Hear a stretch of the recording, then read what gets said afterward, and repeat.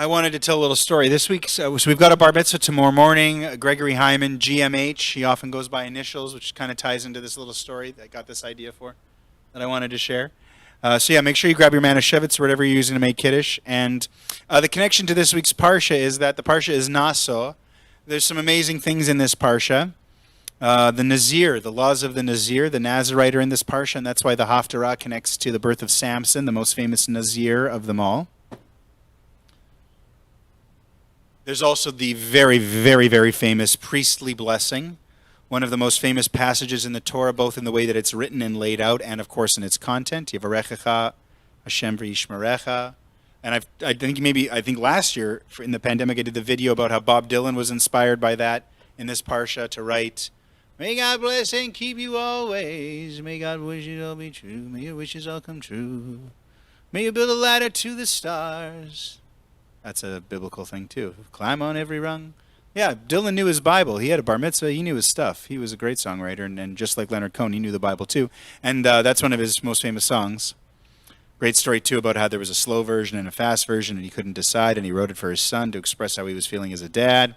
Great song. That's on this parsha too. But also in this parsha, there's this whole section where it's like paragraph after paragraph after paragraph. It's actually the Torah reading for Hanukkah, which is really interesting, where it makes Nasso the longest parsha in the entire Torah because of this section in particular, where it's like every day another tribe brings the same exact gift, appoints their chieftain, whom they name, brings the same exact gift to dedicate the Mishkan. 12 days in a row, every tribe brings exactly the same gift. But rather than say that, the Torah says, and the guy from this tribe, Elishama ben Amihud, brings this and this and this and this and this and this and this and this, a bunch of silver stuff, a bunch of gold stuff, next day.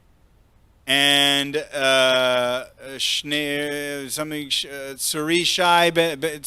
ben Amishadai, I can't remember the names.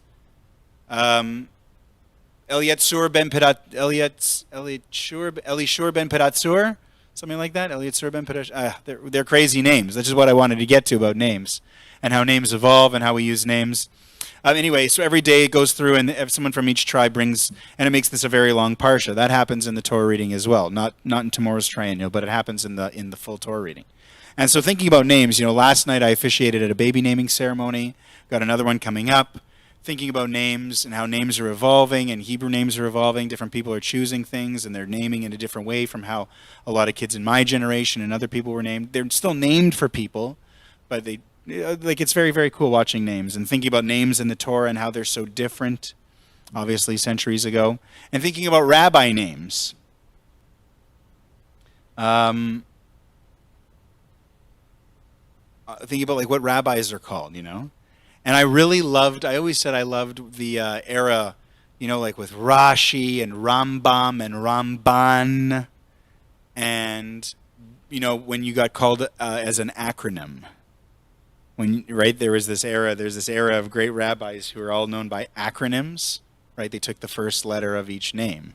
Rav, so it's always an R at the beginning. Rashi, Rambam, Ramban. One of them that's really cool is Maharal, Morenu Harav Lov, which is it's very interesting, right? But the Maharal, he's the rabbi who conjured the golem. Anyway, when I was becoming a rabbi, I was thinking about this lately in names, and when I was becoming a rabbi, my sister was like, "What are we going to call you? What should I call you?" It's kind of a funny thing to think about, right? Because the names we use are important. What we call people, it's important. How we identify ourselves says a lot about ourselves, right? Titles and all that kind of stuff, right? And I thought that, an acronym version, right? Because I had this long history with my name where I was always Matthew growing up. Matthew. In fact, I corrected people. I only let a very select couple of people, like my Zeta, all of a shalom, a couple of people call me Matt. Family, usually everyone was Matthew, signed everything Matthew. When I went into journalism, I was Matthew, reporting live, CKDU, Matthew Leibl. And when I got to the sports radio, and in the synagogue, actually, when I started off 17 years ago, I remember actually correcting the president at the time, saying, it's not saying from the Bima, thank you, Matt. And I was like, it's not Matt, it's Matthew. And then I got to the sports radio world, and I started signing off Matthew, and we were like, it sounds weird. And started saying Matt Leibl on the sports radio. So I'm like, 25 years old? First time I go by Matt. And then because I had the radio life and the synagogue life, I was Matt by morning and Matthew at the synagogue by day. It was very interesting. And when I became a rabbi, my sister was asking me, what should we call you? And I kind of thought that an acronymed calling back to the Rambams and the Rambams and the Rashis would be kind of cool. So I thought about what mine would be. Right? Because my dad said, are you going to be Rabbi Matthew? Are you going to be Rabbi Leibl? Are you going to be Rabbi Matt? At school, the kids always like Rabbi Matt, right? It's kind of like the same thing with the sports radio thing. And I kind of wanted to see how things would play out. How people, to this day, some people say Rabbi Matthew, some people say Rabbi Matt, some people say Rabbi Leibl. But one of my favorites is Deb Stern, who hopefully is still watching, who always call me RML, which is an acronym, in English, though. It's the coolest thing. Never thought about going that way, RML. But when we came up with what my acronym would be for the Hebrew, Rav Mordechai Yosef Ben Yehoshua. Now, we're Kohanim, but we wouldn't throw that in there. Ben Yehoshua Kohen.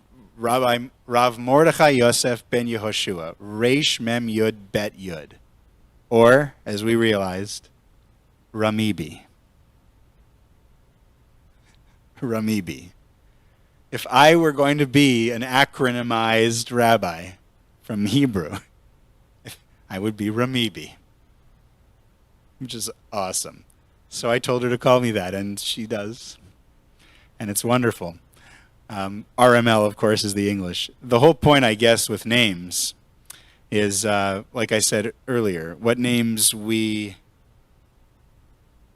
call others by and what names we call ourselves by says a lot about us. Names are very important. Think about that for this week's Kiddush.